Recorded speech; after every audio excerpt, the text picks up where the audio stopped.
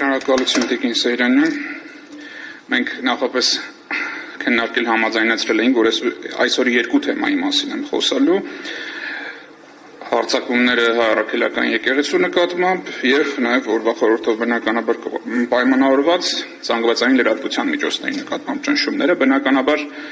այս թեմաները այն աստիճան անսահմանափակ են, որ դրանցից յուրաքանչյուրի ենթավեռնագիրը կարող է 1-2 ժամանոց զեկույցով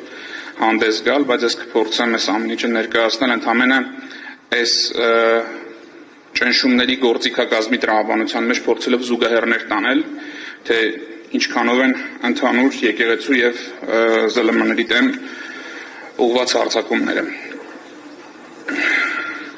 Նախ եւ առաջ մինչեւ խոսքը սկսել եմ ցանկանում եմ եւս մեկ անգամ շնորհավորել հարգելի գործընկերներ, զանգվածային լրատվության միջոցների ներկայացուցիչներ, օրվա խորհրդի առթիվ շատ դժվար աշխատանք եք կատարում եւ ցանկանում եմ նաեւ որպես մաղթանք հնչեցնել ձեզ լավ եղեք, բայց նաեւ զգուշ եղեք, որովհետեւ այս պահին ձեր նկատմամբ իրականացվում է տերմին օգտագործեմ, որ երևի լսած չեք լինի, հիբրիդային պատերազմ։ Հիբրիդային պատերազմը դասական ժողովրդական խոսքը կհա, գող առաջինն գոռում բռնեք գողին։ Հիմա հիբրիդային պատերազմը շատ լավ վարողները իրենք են ամեն օր այդ արտահայտությունը օգտագործում բոլոր հնարավոր եղանակներով եւ սցենարներով։ Բայց եթե խորանանք տերմինի մեջ, մեծ աշխով ինքը չի տարբերվում այն արտահայտությունից, որը կոչվում է պատերազմ, հազարամյակների պատմություն ունեցող այդ երևույթը ինքը իր բնույթով միշտ հիբրիդային է։ Իսկ հիբրիդային ասելով հասկանում եք տարբեր գործիքներով, տարբեր եղանակներով թշնամուն պարտության մատրենելու այդ գործողությունների համախումբը։ Եվ այս հիբրիդային պատերազմից եթե հիբրիդային բառներ հանենք, ոչ մի բան չի փոխվելու, արձանագրում ենք, որ ձեր դեմ վարվում է պատերազմ։ Եվ զուգահեռատանելով նույն պատերազմը վարվում է նաև հայ-առաքելական եկեղեցու նկատմամբ։ Եթե նայենք գործիքակազմերին, սա ընդամենը առանձին դրսևորում չի, որ օրինակ չգիտեմ, մեկը վատ է խոսում լրագրողի կամ հոգևորականի հանդեպ, կամ ինչ-որ մեկը բռնություն կիրառեց լրագրողի կամ հոգևորականի հանդեպ, սա գործիքների համախումբ է, որ գալիս է մեկը մյուսին լրացնելու։ Եվ պայմանական դասակարգում եմ ուզում ներկայացնել, թե ինչ ուղղություններով են այս պատերազմները վարվում առաքելական եկեղեցու, ինչպես նաև զանգվածային լրատվամիջոցների նկատմամբ։ Որպես առաջին մի փոքր մեղմ դրսևորումը դա ռեսուրսների հնարավոր նվազեցումն է։ Ինչը բնորոշ է բոլոր դարերի եւ հազարամյակների պատերազմներին, հակառակորդին պարտության մատնելու համար պետք է նրա ռեսուրսները վնասել, հարձակվել նրա, չգիտեմ, պահեստների վրա, սնուցման կետերը կտրել եւ այլն, ջրի աղբյուրից կտրել, հացի աղբյուրից կտրել, որպեսզի թույլատրել պատերազմում հաղթելու համար։ Այս պարագայում եթե նայենք ինչպես է դա անդրադառնում զանգվածային լրատվամիջոցներին, մենք տեսնում ենք, որ օրինակ լրատվամիջոցներից վերցվում են գործունեության տարածքները։ Հանրային հեռուստաընկերությանը, ով առանց այդ շատ մեծ ֆինանսավորում ունի պետության կողմից, անհավասար պայմաններ ստեղծելով տրվում է գովազդի հնարավորություն, ամբողջ մեդիադաշտին զրկելով դրա նյութական անկախ լինելու հիմնական ոնց որ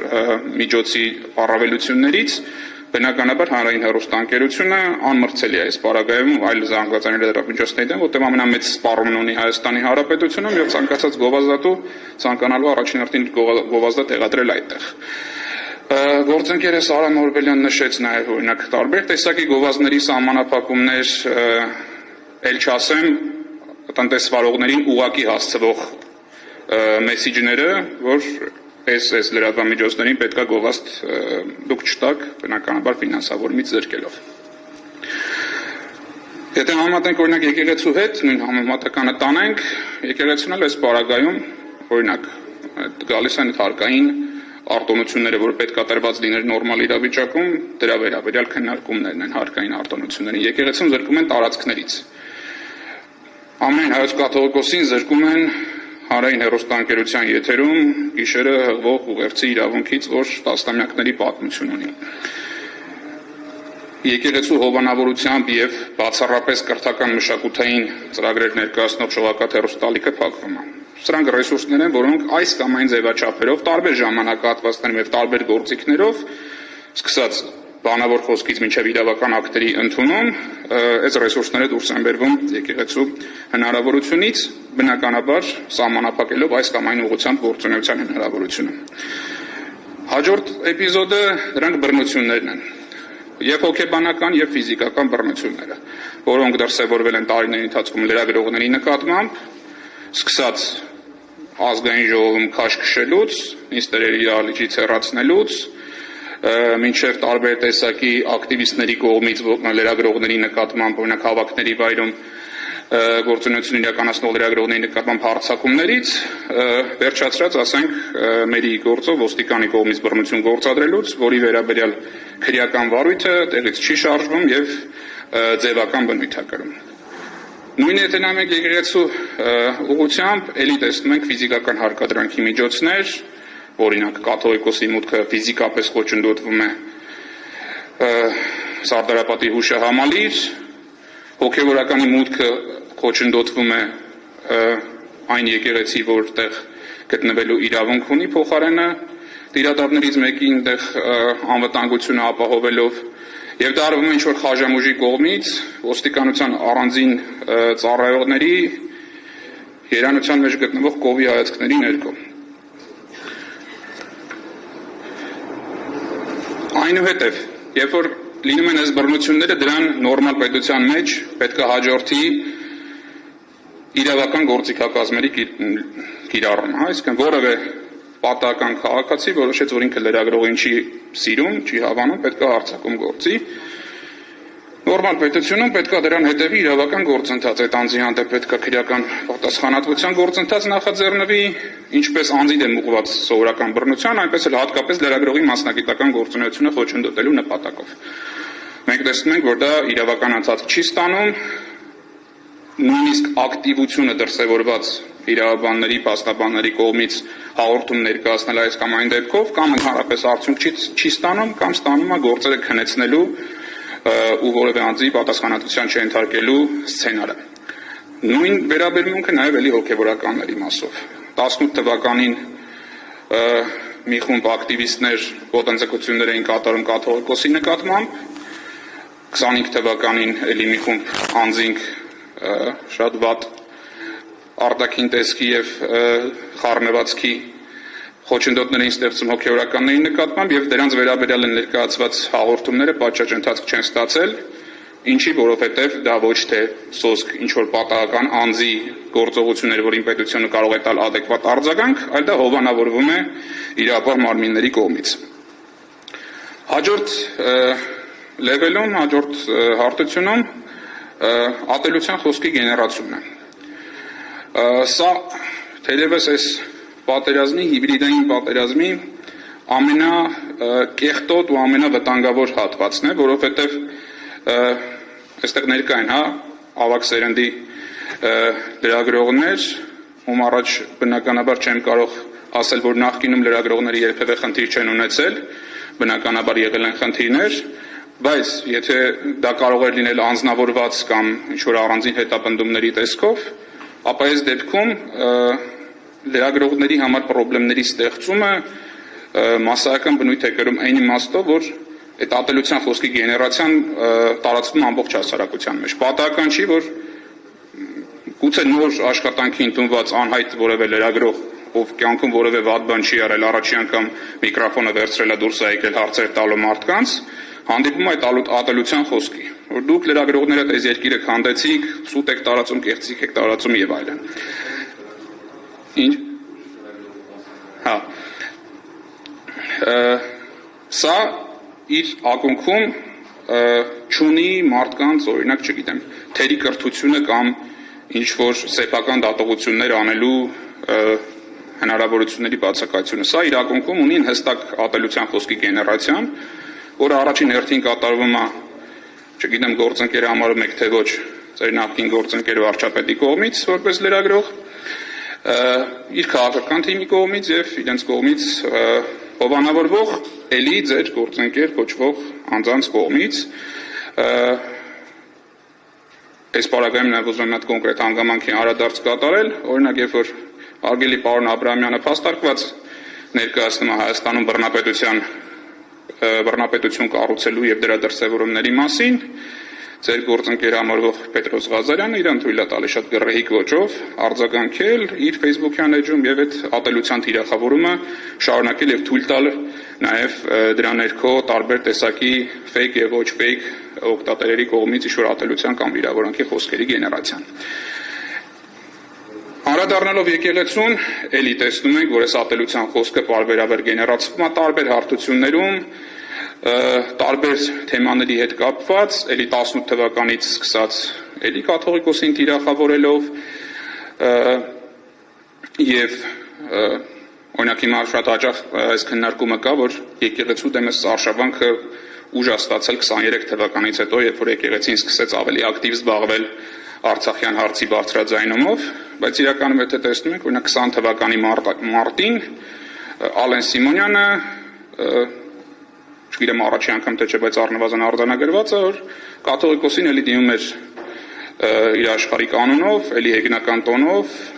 դրանից առաջ 19 թվականին վարչապետն էր էլի հեգնում եկեղեցուն եւ որոշակի սպառնալիքներ հնչեցնում քողարկված, որ եթե ժողովուրդը որոշի, որ մենք պետք է միջամտենք եկեղեցու գործերին գործերին մենք կմիջամտենք, եւ այս 24-25 թվականներին հատկապես ակտիվ սկսեց զարգանալ եւ աճել երկրաչափական պրոգրեսիվ հենց եկեղեցու նկատմամբ ատելության խոսքը։ Թվում էր, թե սա այնպիսի միջոցառումների համախումբ է, որ ինքնին բավարար կարող էր լինել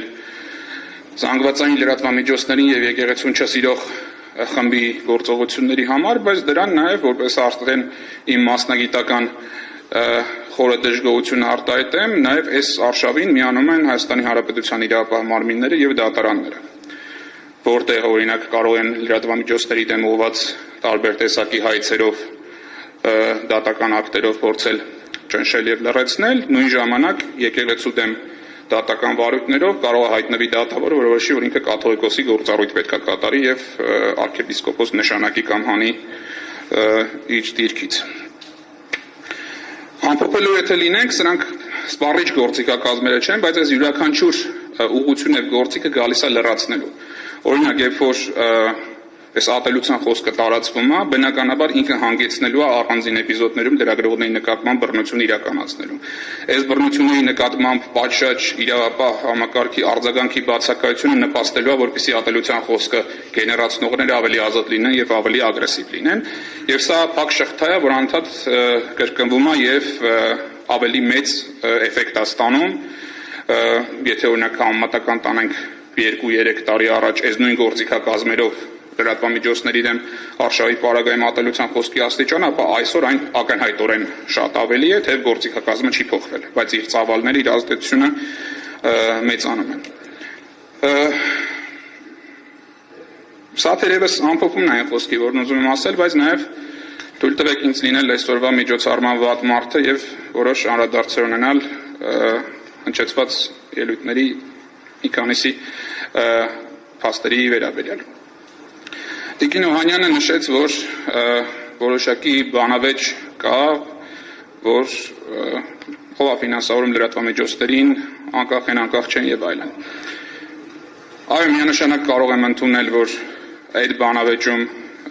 Տիկին Օհանյանը հրապարակ օրաթերթը հաղթել է ճակատամարտը, բայց պարտվելու է այս հիբրիդային պատերազմը, որովհետև քո դեմ պատերազմող ուժի քարոզչությունը իրականացնելը հարգելի գործընկերներ, ընդունեք իմ համեստ կարծիք չեմ, հանդես չեմ գալիս, չեմ փորձում հանդես գալ ավելի բարձր դիրքից եւ թելադրել իմ կարծիքը, բայց այս քարոզչությունը տարածելը նպաստում է, որպեսզի ձեր դեմ տարվող պատերազմը ավելի արդյունավետ լինի, եւ դա միայն չի վերաբերում կոնկրետ դեպքին, շատ տարբեր լրատվամիջոցներում այդ նույն քարոզչության առանձին դրսևորումներ տեսնում ենք։ Այո, կարող է վիճակը ելանելի լինի այն իմաստով, որ այս բոլոր սահմանափակումների պարագայում, ֆինանսական սահմանափակումների ճնշումների պարագայում ստիպված լինենք այս միջոցներին դիմել, բայց մի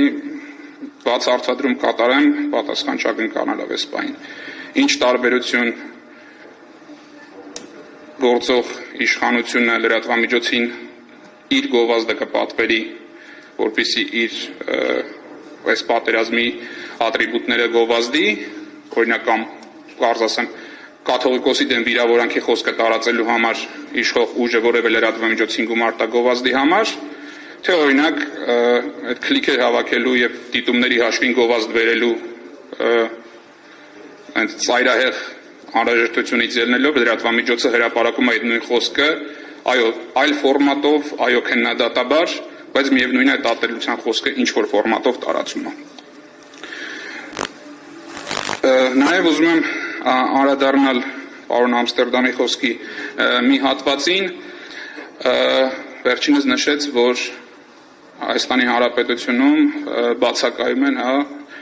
պաստառներով մարդիկ, որոնք պետք է լինեին հազարավոր, պետք է բողոք ներկայացնեն եւ նաեւ որոշակի առումով ամոթակի խոսք հնչեց Հայաստանի հասցեին։ Պարոն Ամստերդամը մոտ 1 տարի է Հայաստանում գտնվում եւ բնականաբար շնորհակալական խոսք պետք է ասենք ակտիվ մասնակցության համար ընդդեմ էս բոլոր ոտնձգությունների, բայց Հայաստանի Հանրապետությունում նախկինում էլ եղել են բազմահազար ցույցեր այդ բոլոր նկարներով եւ այդ բոլոր անձինք, ովքեր դուրս են եկել անձամբ կամ խմբերով կամ հարյուրներով կամ հազարներով, ենթարկվել են միջազգային հանրության աջակցություն ունեցող ավտորիտար ռեժիմի ամենակոշտ ճնշումներին։ Ծեծվել են, խոշտանգվել են, ապօրինի դատապարտվել են, քաղաքական հետապնդումներին ենթարկվել, առ այսօր շարունակում են հետապնդվել եւ այդ անհատները կազմակերպությունները գոյություն ունեն։ Հետևաբար ես չեմ ընդունում այն տեսակետը, որ այս պարագայում ճիշտ կարող է լինել victim blaming կոչվածը։ Հայաստանի Հանրապետությունը եւ Հայաստանի Հանրապետության ժողովուրդը ոչ մի մեղք չունի, որ իր հանդեպ աշխարհաքաղաքական տարբեր շահերի բախման կիզակետում իրականացվում է վերադառնակել է հիբրիդային պատերազմի ամբողջ գործիքակազմի սպառնալիքը։ Բնականաբար հետադարձ հայացքով շատ իվենթներ, շատ գործողություններ եւ ակցիաներ կարող էին ավելի արդյունավետ լինել այս պարագայում, բայց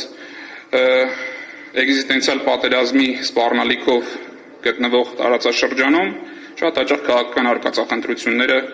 մի քիչ ավելի երկար են մտածվում, քան դրա համար հատկացված պատմական ժամանակահատվածը։ Ինչ վերաբերում այսօրվա գործողություններին, այո, վերջինս ճիշտ է ասում, այդ պայքարը պետք է հնարավորինս ուժեղացնել, ներկայացնել բոլորի շահերը, կազմակերպել միջոցառումներ եւ դա առաջին հերթին պետք է անեն մարդիկ, ովքեր ունեն այդ կազմակերպչական պոտենցիալը։ Շնորհակալություն։